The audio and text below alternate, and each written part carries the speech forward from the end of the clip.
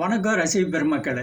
இன்றைக்கி நம்ம பார்க்க போகிற சேனலின் பெயர் ஜோதி கோவிந்தன் சேனல்.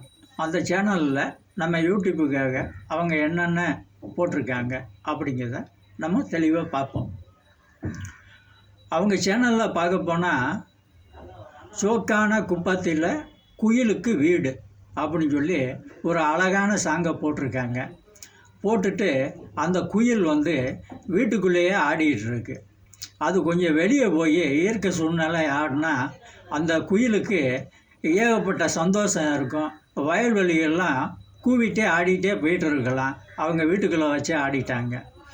அது போய் அப்படியே பார்க்க போனால் திடுன்னு ஓடுறாங்க. டபார்னு பூஸ்ட்டை காட்டி ஒரு விஷயம் பேசுகிறாங்க. நான் அதை பார்த்துட்டேன். பார்த்தோன்னே எனக்கு என்ன வரும், அது பூஸ்ட்டு சாப்பிட்ற மாதிரி ஒரு எண்ணம் அதே பூஸ்ட்டில் நான் இப்போ உங்ககிட்ட பேசிக்கிட்டு இருக்கேன். அப்படியே பார்க்க போனால் நான் சின்ன பொண்ணு வேலி கட்டுன்னு ஒரு பாடல் போட்டிருக்காங்க.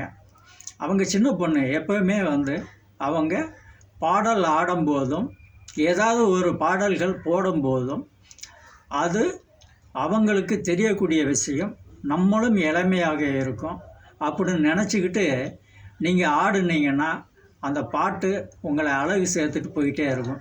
என்றைக்குமே நீங்கள் சின்ன பொண்ணு தான். அதுக்கு பிறகு அப்படியே பார்க்க போனால் ராஜகுமாரன் அப்படின்னு சொல்லி ஒரு பாடல் போட்டிருக்காங்க. நான் பார்த்தேன், ராஜகுமாரன் பாடல் நல்லா இருக்கே அப்படின்னு கூர்ந்து கவனித்தா கைக்குள்ளே எதையோ வச்சுட்டு இருந்தாங்க. டமார்னு தாலியெல்லாம் கலத்தி போட்டாங்க, கொலுசை கலத்தி போட்டாங்க, வளையலை கலத்தி போட்டாங்க.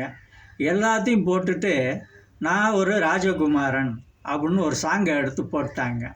கழுத்தில் இருக்க வேண்டிய தாலி தரைக்கு வந்துருச்சு, கையில் போட வேண்டிய வளையல் தரைக்கு வந்துருச்சு, காலில் போட்டு சந்தோஷத்தில் சலக்குன்னு அந்த ஒளியை கேட்டு மற்றவங்களாம் திரும்பி பார்க்குற அளவுக்கு அந்த கொலுசு சத்தம் இருக்கும்.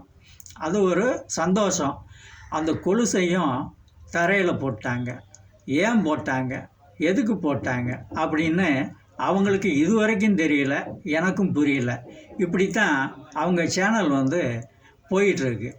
கலத்தி போட்ட தாலியையும் கலத்தி போட்ட வளையலையும் கலத்தி போட்ட கொலுசையும் தயவு செஞ்சு கழுத்தில் போட்டுக்கிட்டு மங்களகரமாக ஆடுங்க.